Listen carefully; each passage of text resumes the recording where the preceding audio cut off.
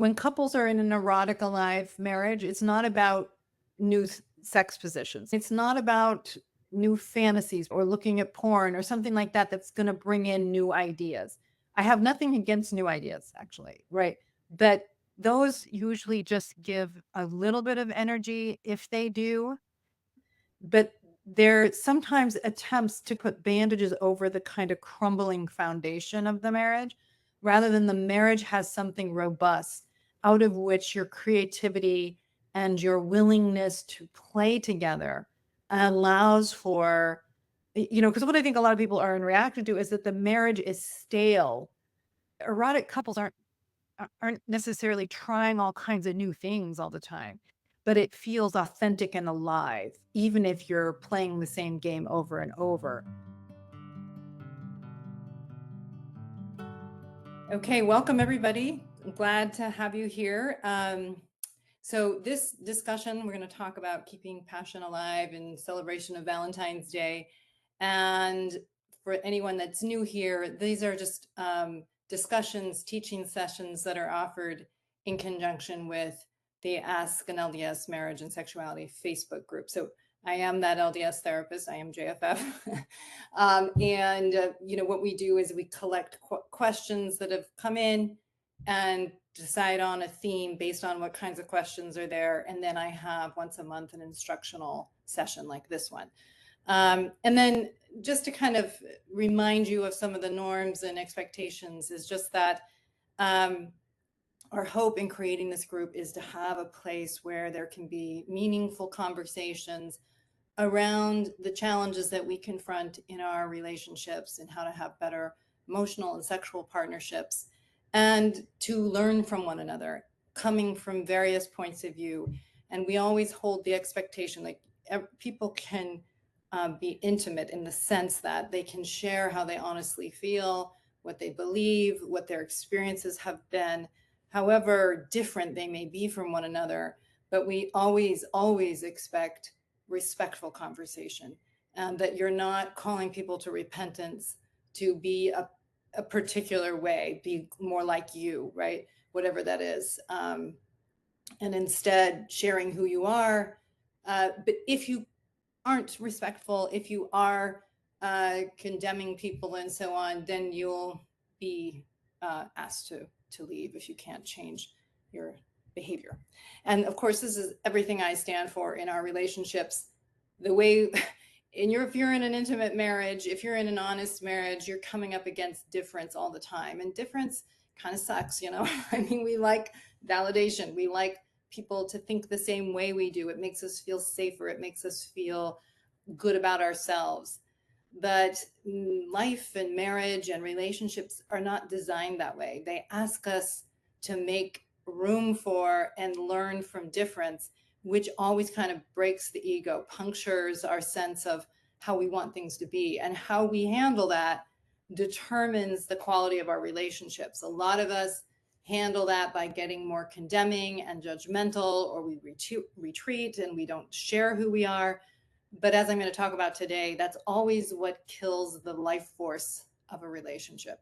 And especially this is true in marriage. So, all right, so let me just kind of teach for a little bit, and then I'll take on some of the questions that came in. But the question is basically, how do we make our marriage feel more alive? And I think this is what so many of us want. We want more of what put us into the marriage in the first place, and that is the experience of eros. So eros is, in Greek mythology, is the life force. And it's what makes us feel joy. It's what makes us feel alive. It's what expands our souls. And a depressed person falling in love, like it's the greatest antidepressant you could have. It just gives you a sense of hope, possibility, and transcendence of your lesser self. You feel like you're in connection with the world and yourself at the same time. So eros, even though erotic, the root of erotic is eros, eros is not the same thing as sex, although sex is a very powerful way to experience the eros, to experience the life force. Eros is, again, that sense of excuse me, of expansion, of transcending ourselves. We feel it when we are passionate about a subject. We feel it when we're passionate about a person. It's that, we are not just in our insular world.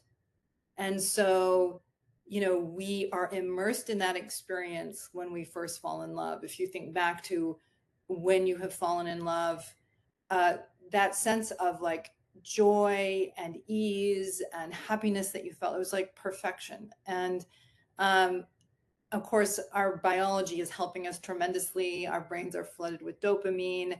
Uh, Everything, colors are more saturated, everything is brighter.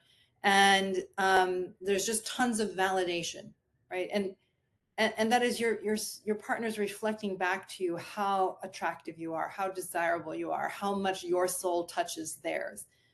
And it's, I mean, we tend to diss this phase a little bit, like it's all kind of fake, or at least maybe I kind of have, that, soon enough you'll hit disillusionment. But I don't think that's really fair, because I think there is something, a kind of soul resonance that we feel for the other person. That's why we fall in love with them. And it gives us a taste, a picture of what's possible with this person.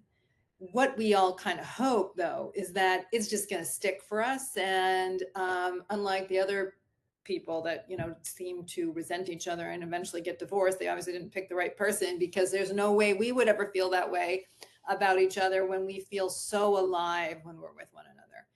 And, of course, when we actually get married and you have to go from that dopamine drenched state to working out a reality together, all those differences challenge that sense of validation and that sense that you can belong to yourself with this other person. In fact, they want the wrong things. They think you want the wrong things. And you start feeling like, not only am I not going to get everything I want with this person, I actually am going to get less. It's actually harder. They don't like going to bed at the right time. They don't like having sex the right amount of times. There's just all these things that make it harder for me to feel like I can belong to myself in the marriage. And when we, just to go back to the idea of eros is this sense of like, I belong to you and me at the same time. Like I feel this sense of communion with you, but I also feel connected to myself. That's what we feel when we're falling in love, is that who I am is accepted and valued, and I can be with you. When we're in that stance of disillusionment, we feel the constriction. And the opposite of eros in Greek mythology is thanatos. And you start to feel the sense of like, I can't be myself with you. And, oh, you don't accept me sexually. I want to have sex with you, and now you reject me, and now you act like it's a burden. Or the lower desire person feels like, you know, why do you always want sex? It just feels too invasive, too much. Like I've got to produce something that I don't naturally feel. And then if I let you know I don't feel it, then that makes you feel even worse. And so people start feeling trapped. And what people often end up doing in the face of the invalidation is they start erasing the intimacy to handle the feelings of disappointment. And what I mean by erasing the intimacy is they often, not all of us respond equally, of course, to these things, but we often stop being as honest. We often start, we do one of three things, and those of you who've listened to me enough know exactly what I'm going to say. But we either go into a critique, one up position, like control, critique, pressure, you know, I just read an article and it said if in marriages that's thrive, they have sex 3 times a week. So that's like, I'm going to handle my panic about the fact that you don't want me by going into a pressure position. Or you handle it by yielding. Okay, I'm just going to like do what they want, and that way I'll feel a sense of control, because then I can at least keep them happy with me. Or we stay, maybe are married, but we stay at arm's length in the marriage. We marry, but we don't really choose this person with our whole heart. We maybe got chosen, but we don't really step in and say, okay, I want to create something good with you, which is a foundational reality. Okay. And hopefully I'll have time to get to a question where there's someone who I think I'm trying to remember the questions, but one person where their spouse is not really choosing it. And so, okay. So, and one of the things that Dr. Schnarch, who I studied with for a number of years, would always say is that we want to belong to ourselves more than we want to be sexual. And if being sexual makes us feel even more that we belong to ourselves, we feel a sense of acceptance, we feel a sense of freedom, we feel a sense of ease and aliveness, then we like sex, right? But if sex lacks that erotic, we may still want the pleasure or the control from having it, but our souls don't want it. It doesn't make us feel more connected and more alive. And there's plenty of you who are having non-erotic sex, and we confuse erotic with sort of pornographic and so on, and that's not what I mean. I mean that sense of aliveness. So just to kind of put it into a fine point on it, like if you were to go to a red light district, sex is everywhere, but it's devoid of eros energy. It's a non-erotic state in the way I'm thinking about erotic, because there is no life energy there. It's full of the opposite energy of thanatos. It's full of despair. It's full of giving up and retreating from life. I'll just go for the sensual pleasure because I can't actually be present to life or present in a real relationship. And so when we are confronted with the invalidation, when we fall in love, it's a validation drenched state. You're perfect. No, you're perfect. I love you. I love you more. It's the best. Okay. But when you get into the disillusionment and the struggle, there's this sense of invalidation, that do you even like me? Do you even feel happy that I'm here? Do you notice me anymore? Do you pay attention? Do you still see me as special? Well, those are the painful questions. And now we have 2 kids and a mortgage, and it's like, well, crap, what do I do with those questions?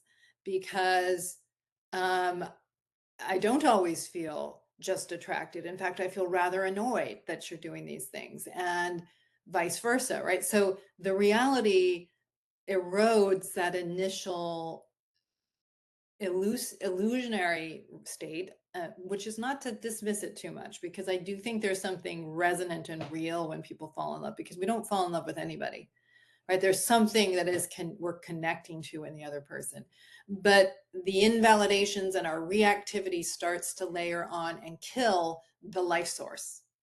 And so when people come to me, they're often coming to me saying, we don't have enough sex and we want to have more sex. But the thing is, if I were to say, listen, here's your assignment, I want you to have sex 3 times this week, whether or not you want it, and come back and report, no, there might be some people like, no, I would be happy if you did that. But the thing is, you wouldn't actually solve the issue of the aliveness of the marriage, right? Because especially if somebody's doing it because our therapist told us to, so I kind of have to do it because I don't want her to think I'm not trying. Okay, well, there's no life energy in that, because it's not chosen. It's not an act of self. And so the challenge is, how do we bring more of what keeps a marriage alive? And it's scary, because what actually keeps a marriage alive terrifies us, because we have to give up the control of either pressuring and dominating, yielding for a kind of control too, because those of us who yield and accommodate, we're also trying to control how people feel about us, whether or not they see us as necessary, whether or not they're angry at us, right? So there's a control even in accommodation, or the control that comes from not letting yourself care too much, not be too involved, not be too knowable in a marriage. And when, all those things appeal to the natural man in us, they appeal to, that thanatos desire to have the world yield to us, not to grow ourselves into the world and into a relationship. And so, but the problem is, when we do that, we kill the life source of an intimate marriage. Intimacy, we tend to think of intimacy as validation. There's a lot of therapies actually that even base it on this idea that the intimacy is about showing validation of the other person. And validation is great, and validation feels so good when it's real. But a lot of times we want validation so much that we keep the marriage from being real.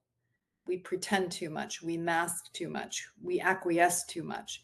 And so, and we basically control how knowable we are.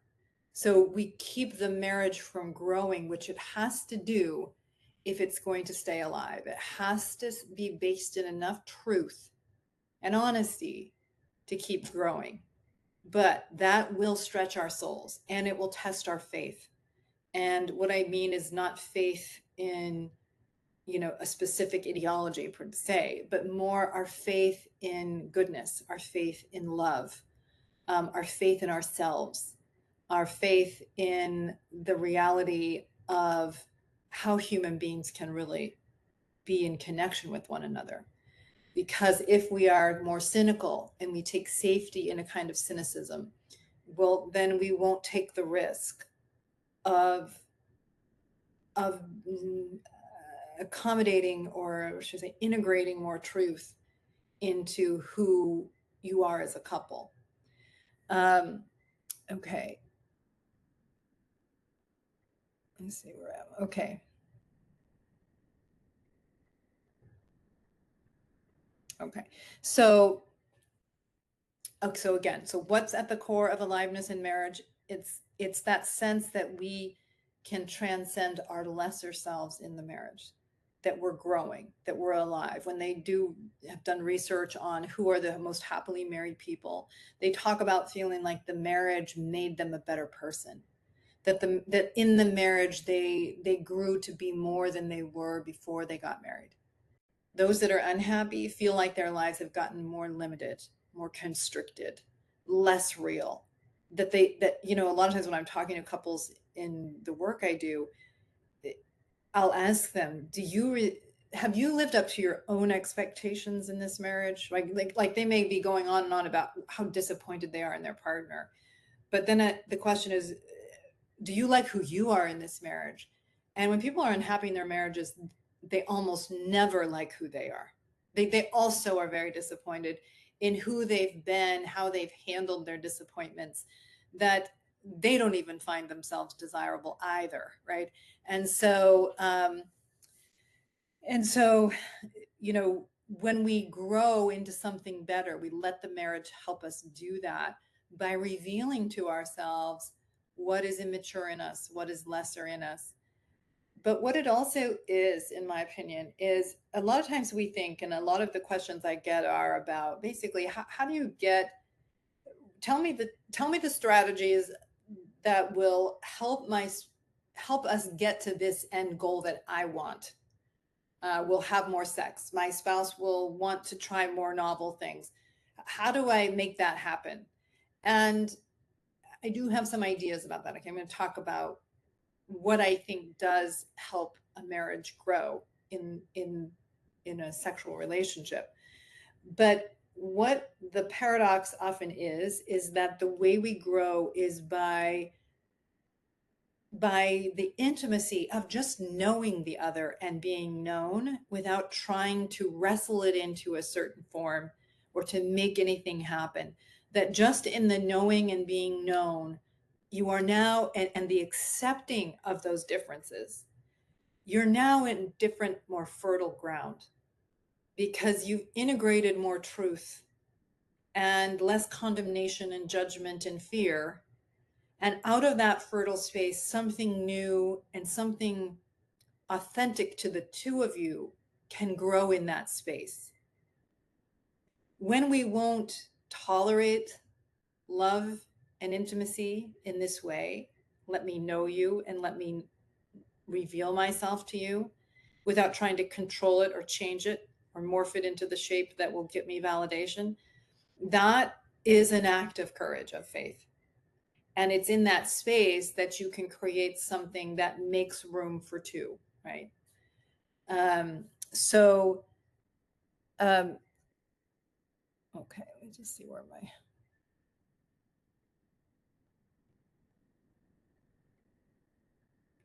So when couples are in an erotic alive marriage, it's not about new sex positions, although there's nothing wrong with that. And it's not about, looking new fantasies per se, or looking at porn or something like that that's going to bring in new ideas. I have nothing against new ideas, actually, right?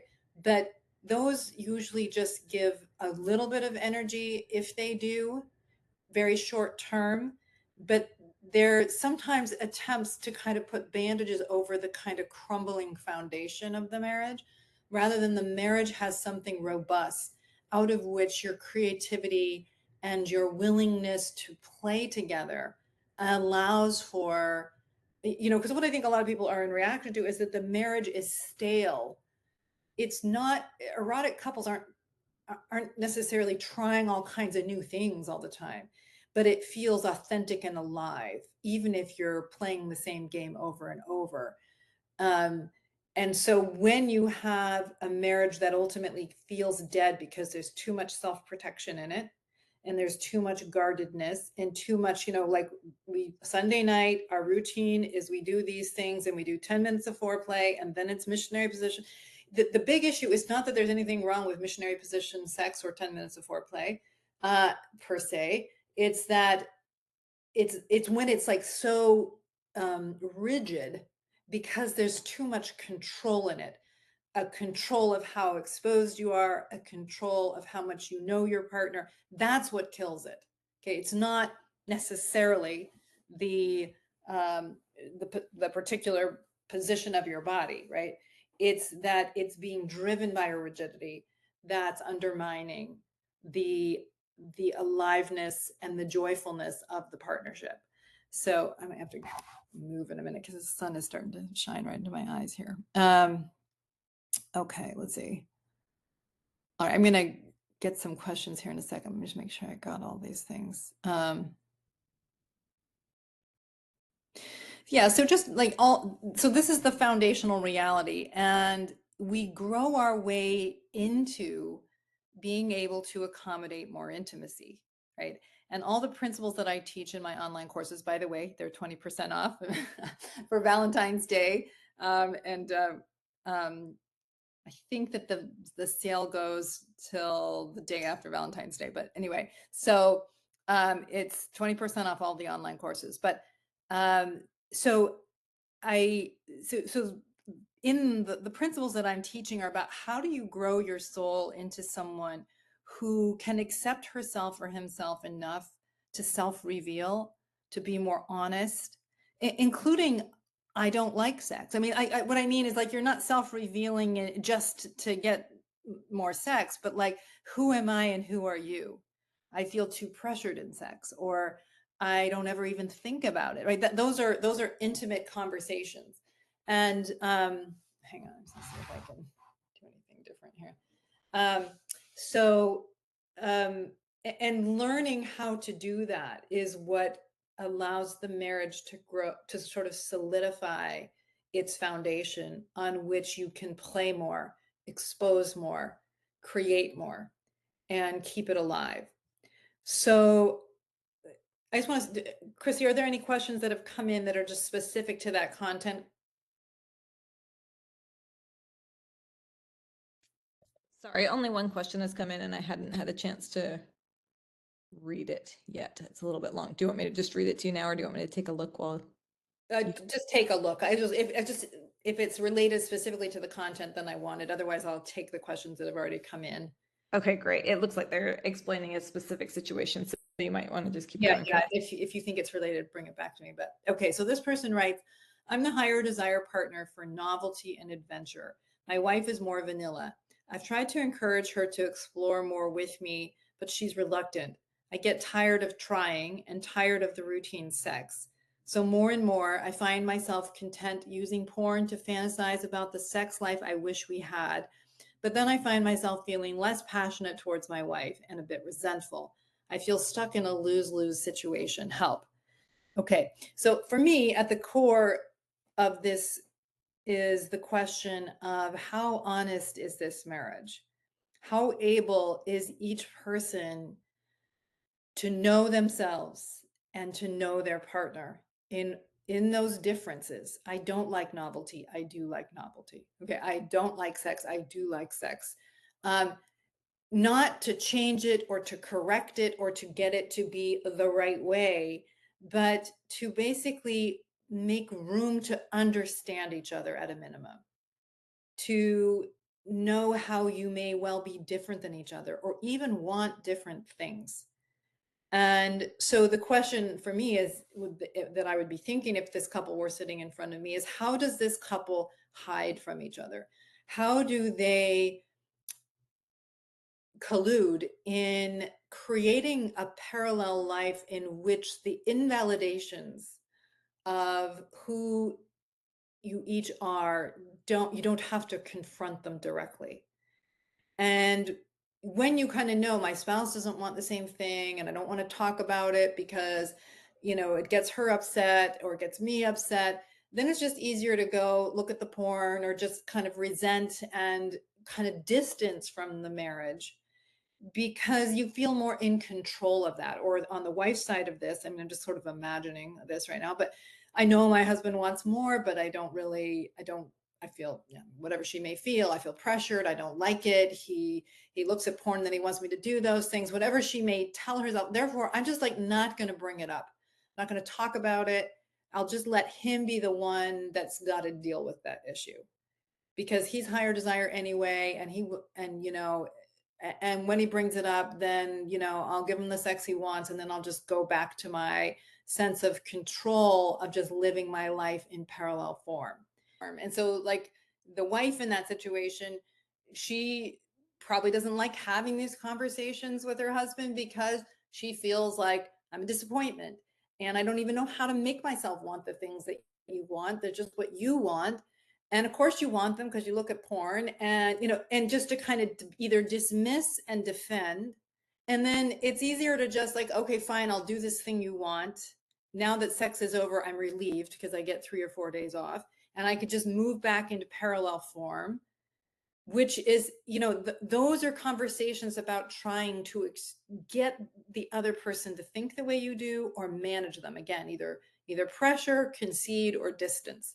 We are interfering with intimacy because we're letting control be more important than knowing and being known, than letting ourselves tolerate that our partner is not going to give us everything we want. And when we're falling in love, the illusion is I'm going to get everything I want with this person. They're going to back me up around everything. They're attracted to me. Finally, somebody gets how amazing I am.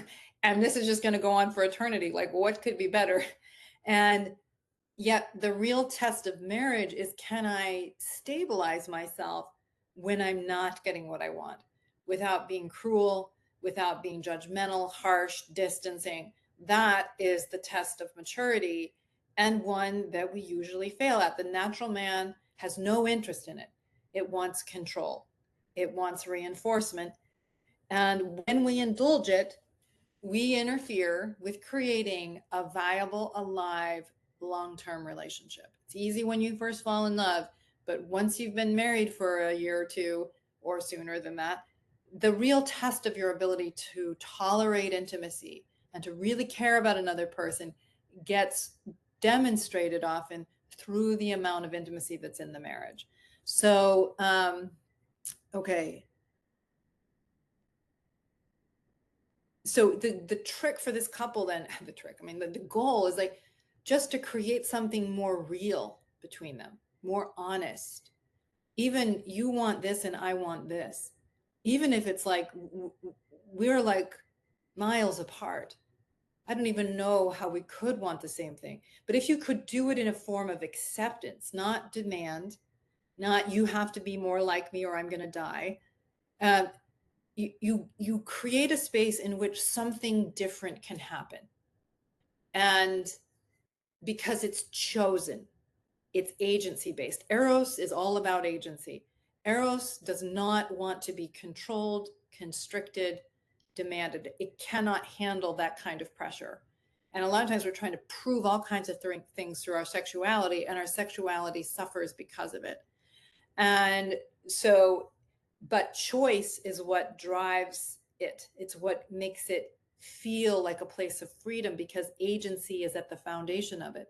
And so if you, like, your spouse explains something about who they are and you understand it, and you understand it because I get that. I get why that matters to them, given their history, given how they experience me, given the dumb things I do sometimes, given what's hurt them in the past in other relationships, right? Like, that now you're in a different place. They're not telling you to be something different. They're talking about who they are. You, as their partner, have a different kind of choice. I don't have to do this because I'm insufficient if I don't, but I could make a choice in a different direction just because I care about them, because I love them, because I want them to be happy. And if I can do something about it, I'd like to, I mean, and that's a very different kind of energy, and it's an erotic energy. And especially when the one on the other side recognizes they don't owe me anything, and yet they're coming my direction because they have a heart, because they care about me. Then it's full of life. Then it's full of energy. It's not about the sexual position or the sexual behavior. It's about whether or not there's energy in it. And this is true even down to like holding hands, right? We're with a couple where just they would hold hands because they felt like that's what they should do to demonstrate that they are a couple. But there was so much of a wall even in that hand holding, right? That it would create anger and resentment even in just the way they would hold hands. So it's not the action, it's what is in it, and whether or not there's a deep acceptance and choice that's a part of it. That's where the eros comes from. So this person asked the question, how do you create passion when both spouses have changed significantly? Weight gain, hygiene, lifestyle habits, faith transitions, and stubbornness. And it seems like there's very little left that's desirable. I know everyone changes many times during a long-term relationship. So how do I teach myself to learn to love and want to ravish the new versions of my spouse? Well, you don't have to necessarily want to ravish every aspect of your spouse. I think so there is two ways to think about this, and both are true. One is that a lot of times we don't see properly, right? We look at a spouse with critique that comes often from places in ourselves that we reject. If we're a very critical person, or more critical than we realize, we may be trying to handle our own disappointments, our own fears, and it's manifesting itself in our limited ability to really care about another person and know them, right? Um, it is also true that one can take advantage in marriage. One can say, well, you just promised God you're going to love me no matter what, and so I'm good. I don't have to keep myself up. I don't have to care, and you have to love me. And a lot of us treat marriage more like a prison than a commitment to our higher selves, about the kind of person we'll be vis-a-vis the other person. And if you're with somebody who's phoning it in and taking advantage, I don't think it's especially loving to be complicit in it. Okay, so these two may work in parallel. There may be ways in which you are rejecting and not accepting, and you need to deal with. And there may be places where you need to have more honest conversations about, when you do this, it doesn't just affect you, it affects me too, right? Like, our vices are often things we're doing to get away from the anxiety of living our lives. It's a way of getting away from our higher selves. It's a way of trying to get just the dopamine without the anxiety.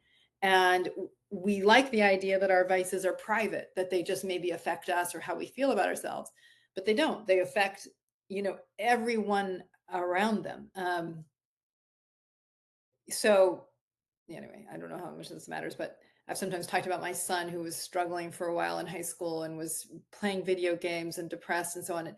And it would just affect the whole family. It wasn't just him. It's like it shaped the way he related to his siblings, and then how it felt in the house. And just over Christmas, he's just like doing so much better. And we were all together. And it was just like the best Christmas we've ever had. And I was like, I'm telling you, I think it's all my son. Because as he's happier, he's engaging with people in a different way, which evokes different energy from them. And, again, it's not private. How we're in relationship to ourselves shapes everybody around us. So if you have a spouse that's living in a way, and you have to be careful, like, is this them or is it me? Am I just critical and unaccepting? Am I just a jerk? Okay. Or is there something here that is actually impacting not just them negatively, but us negatively? Then it bears speaking to. It's not just you, it's all of us. This is hard on our relationship. It's hard on me. And you're not doing it to get them to change, but you're revealing your real experience of them and the way it's shaping the marriage. And some people think, well, that means you're not choosing the marriage. And I say, no, it's the opposite. It's one thing to say, listen, the reason I don't want to have sex is because you do A, B, and C. And you're saying it to basically excuse yourself and to say, therefore, it's not my problem, it's your problem. Okay. That is not someone who's choosing the marriage. That's someone who's using criticism to justify a distanced position. If someone is saying, I really want to have a good relationship with you and I want to have a good sexual relationship, but when you drink to excess, I cannot do it. I can't be with you when you're not there. It's not erotic for me.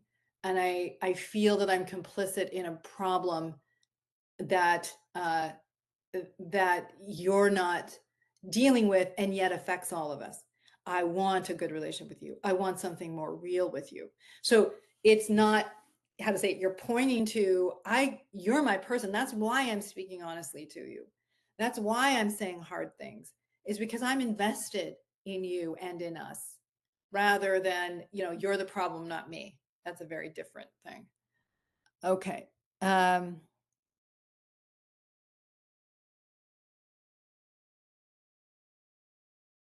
Okay, this person writes the question of, my wife and I have been together for over 10 years. I'm very attracted to her and have a huge sex drive. She, on the other hand, has never seemed to enjoy sexual activity with me.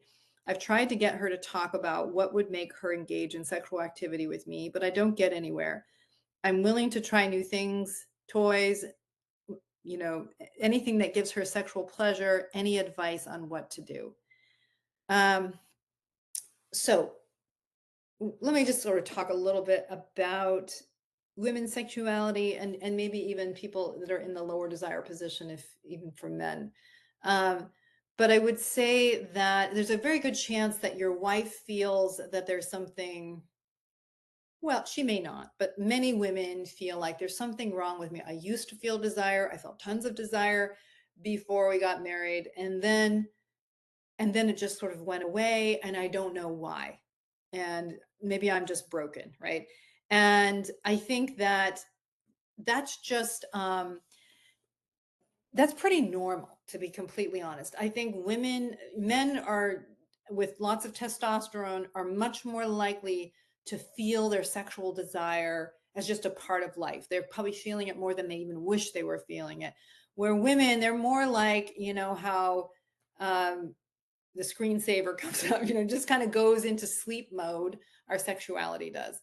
It's like, honestly, like sometimes when I'm traveling, I never even think about it. And then I get home and then like all the cues are there of my husband's there and it's back, but it's just like kind of goes away when I'm not sort of immersed in erotic cues. Okay.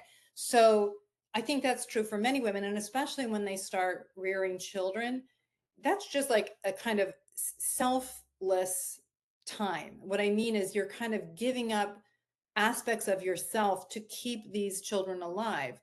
And so you're not thinking about what turns you on, and you're not thinking about yourself in a sexual way or outside of this very maternal, self-sacrificing persona.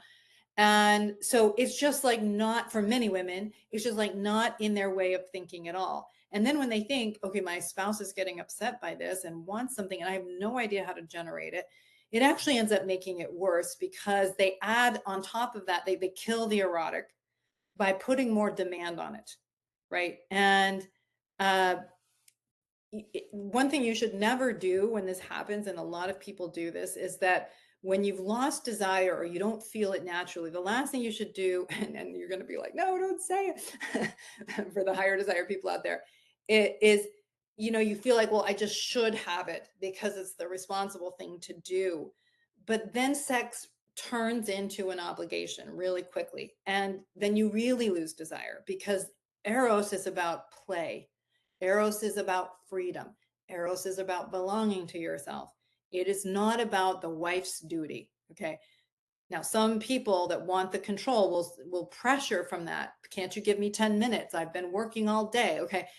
I get it. I mean, it's an understandable impulse when you feel rejected and you feel like you can't just give me a little heart, a little time. It's easy to go into that judgmental position, but you may get your 10 minutes, okay, but you're not going to get heart, okay? You're not going to get the life force. You're not going to get the I crave you energy that so many of us want in sex. And so, a lower desire person might also then try to hide that they're not into it, right? Which burdens it further. I really can't be real here because I can't make him feel bad if he can track that I'm like bored or distracted or whatever, or thinking about the kids, or that I've got to hide that I'm not into it. And that really kills anything authentic within oneself. And so what I see happen a lot is that the low desire person often then just starts avoiding anything sexual because they don't want to get their partner aroused. Now, I don't know where this idea comes from, but I've had so many women who say to me, like, if he gets aroused, like, kind of like I have to finish the job, like that erection is not going to go down without me. Okay. Or maybe he'll go, get rid of it in less worthy ways or something like that. And so that's just, and probably there's men that have pushed that idea too. Okay. It's not that, it's not a good way to think. And it's what ends up happening is I'm not going to do anything sexy around you. I'm not going to touch you. I'm not going to do anything that might run the risk. We'll just save that all for Sunday night sex. Okay. And so there's nothing that's cultivating that erotic energy into the relationship, because the low desire person doesn't want to feel trapped or obligated by their spouse's arousal, which is totally understandable. Okay.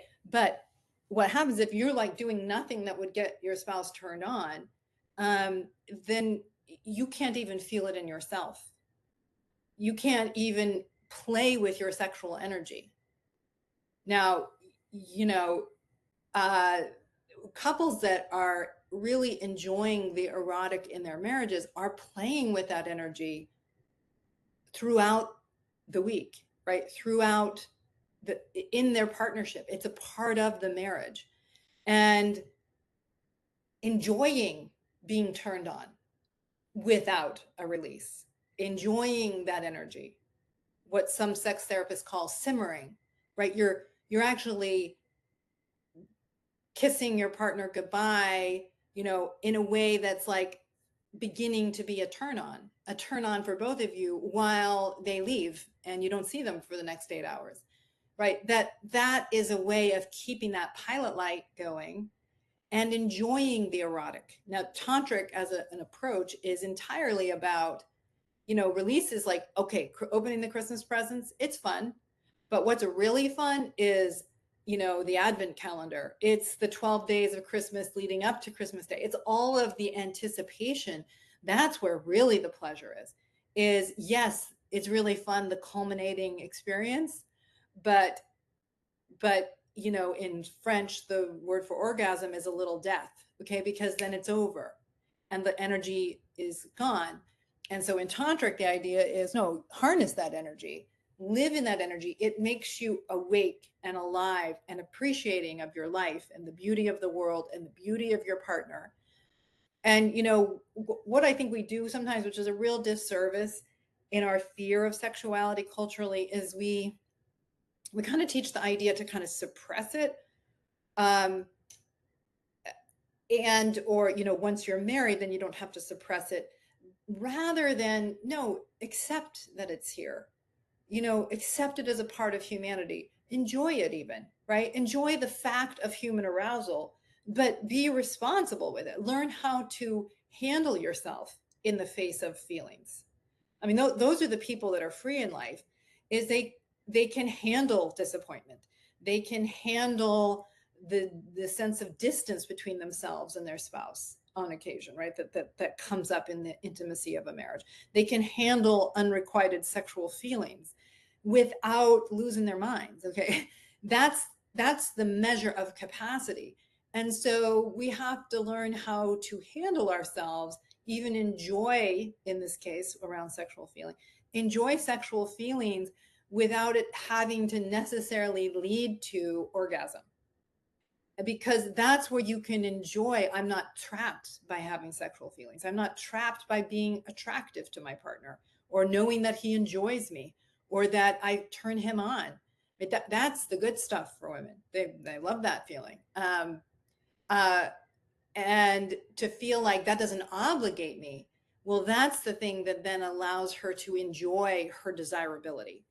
One of the things, some research that came out of the Midwest, I can't remember, I think it was in Wisconsin, but anyway, on looking at women's arousal patterns, one of the things that came from that is women, the turn on for women is being the turn on. That women like feeling that they create desire in their spouse, that their spouse wants them, wants to enjoy them, enjoy their body.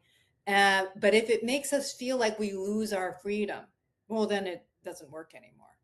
And so learning how to cultivate that energy without any demand in it, right? You should never, ever have sex if you don't want to have it. You shouldn't. It's just bad for long-term arousal. You shouldn't even make yourself try to get to orgasm, because you're not having fun anymore. You're like working too hard. And that's not where the erotic is. You should follow the pleasure. You should you, instead of like, what should I be feeling? No. How do I feel? What am I feeling? Right? It's back to the intimacy with ourselves and with our partner. What is actually real here? And if I'm feeling pleasure, sometimes what happens, and we could do this in another Facebook Live, sometimes what happens is we worry about what our spouse is thinking or feeling, and then that infects our desire, which then infects theirs. And you get into this like anxiety fused place. And then you're trying to like prove that you're okay as a couple and trying to force the sexual behavior to kind of happen, but there's nothing alive in it anymore. There's nothing real in it. And it's more about trying to prove oneself rather than to be oneself. And so people get much further if they, instead of trying to um, like force arousal, that they stay with what is, and they learn how to be connected to themselves while they're next to their partner. This is what I talk about in the Enhancing Sexual Intimacy course around hugging till relaxed, which is an exercise of Dr. Schnarch's, which is learning how to settle into your own skin while you're up against the body and mind of your partner. Okay, this is just like a foundational experience on which everything else can happen. It doesn't have to be in the form of a hug, but learning to find that place of something authentic with your partner. And then when you're together, it's doing what creates arousal, what's pleasurable, right? Not, I've got to feel this. If I'm not going to feel, I'm not going to, I can even say, I don't think I'm going to get there. I don't think that's where my body's going tonight. But it's that's intimate. Okay. It's like, I'm willing to show you who I am and where I am. I'm feeling nervous. I'm feeling lots of pressure on myself. Okay. That's intimate. And as soon as you can kind of accept yourself in that, the eros now has a place in which to grow. So there's something counterintuitive and very important about this deep level of acceptance of ourselves and the other in good sex. There was something else I was going to say about that. Give me a second. Yeah, this may be another Facebook Live, but I think that whenever we're trying to prove ourselves, I'm going to prove myself. We may not be saying those words to ourselves, but that's what we're trying to do. I'm trying to prove myself by having an orgasm. Lots of women struggle with this because women, first of all, normally take about 20 minutes of stimulation to orgasm. Some women are faster than that, but some people think there's something terribly wrong with them because they take 20 minutes when that's like pretty standard amount of time. Men can orgasm. I can't remember what the amount of time is, like within 6 minutes or something. That's pretty standard for men, 6 or 7 minutes. If you base it, if it's like a race to the finish line, then women are defective. Okay. But really good sex is certainly not a race. Okay. Really good sex is you're drawing out all those days up to Christmas as long as you can, because that's where all the pleasure and the energy and the anticipation is. Anticipation is a part of good sex, not, production. So, so when you're putting all this pressure on yourself, it works against orgasm because anxiety goes up rather than following the pleasure. The other thing is that way that men can feel, there's lots of ways that men feel pressure too. Okay. And one of them is I need to pleasure my partner. If I'm a good lover, I need to give her pleasure. I need to make her feel pleasure. And yes, there's something really delightful, I think, for many men around being a part of their partner coming to orgasm and really enjoying herself, right? Um, so there's nothing wrong with the fact that men like that and like being a part of that. But when a man feels that he's got to pleasure her, he's in a muscle of production as well. And I think what couples do much better with is enjoying each other, being enjoyed and enjoying, not trying to get the other person to feel a certain way or getting yourself to feel a certain way. Can I just enjoy your body? Can I just enjoy being with you? Can I enjoy my own being enjoyed? And not ask ourselves to how to say it, that's the spirit of playfulness. That's the spirit of aliveness. It isn't about making ourselves do anything. And it will challenge our faith again. That is to say, am I worthy of pleasure? Am I worthy of being cared for, given to, enjoyed? Am I uh, is it okay to be experienced this way, to let my spouse witness me in this in the vulnerability of my own eroticism? That asks us, how much do we believe in ourselves? How much do we believe in our partner? How much do we believe in love, right? And those are the questions that our souls are answering through the very um, what's the word? The baseness of our sexuality. That's not quite the right word, because I don't mean lesser, but I mean the very reality of our, like when God wants to bring us highest. C.S. Lewis said something like, when God intends to bring us highest, we descend lowest. And there's something about when our sexuality can express this sort of deep acceptance of one another, a deep ability to believe in ourselves. That's when we can experience a spirituality and a transcendence that makes us more whole, that allows us to feel joy, and is the heart of Eros. Um, it's the piece that I think our souls are looking for, and we're often looking for them in the wrong way because we're either trying to go get it in a cheaper form, or we're trying to produce it through working hard, but not allowing the kind of ease of acceptance and allowing ourselves to be more real that really drives its possibility. So, Christy, any questions that are coming in around that specifically? How do you move from feeling trapped by sexual energy to enjoying it? So I would be thinking about, like, what do I need to, not how should I feel, but what do I feel? Starting to be more real with yourself and your spouse about, what do I feel? Again, not to basically say that's why we never should ever have it, or that's why you're wrong, uh, or even that's why I'm wrong. But what do I feel, and what feels entrapping about it? How am I a part of the trap? How do I feel my spouse might be a part of the trap? What's something in the reality of what's happening? Because what how to say it, the answer always lies within the problem. You can see it in the problem if you can start to look at it. What is it about the way that I relate to sexuality in my marriage that feels burdening? And is there some way for me to understand it and to be understood that we could do something different, right? This is very much what the Enhancing Sexual Intimacy course is about, is like, how do you use what's happening between you to see yourself more clearly, to see who you are as a couple? Because often in the seeing of what you're doing, it reveals something about yourself that you couldn't see before.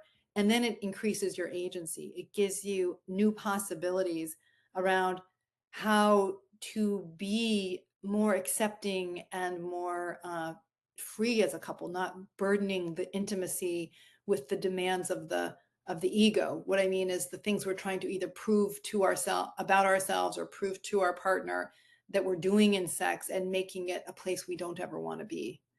So I would just look at it to better understand it and be more self-revealing. Okay, I think that's it. Christy, is there any announcements I forgot about? I always forget about announcements. Oh yeah, give me a really solid Valentine's Day sale Oh yeah. promo, Okay. and the retreat after that. Oh yeah, the retreat. Okay. So yeah, so we are having our Valentine's Day sale right now. It's 20% off of all the full length online courses. And if you buy more than one course, you get an additional 10% off for two, additional 15% off if you get three or more. And then we are also having a live retreat in Southern Utah, February 27th to March 1st, and outside of St. George. And we just have a few tickets left, but I will be there teaching the newest, rendition of the Strengthening Your Relationship course, which we upgraded last year. So anyway, I hope to see you. Anything else, Christy, I should be announcing?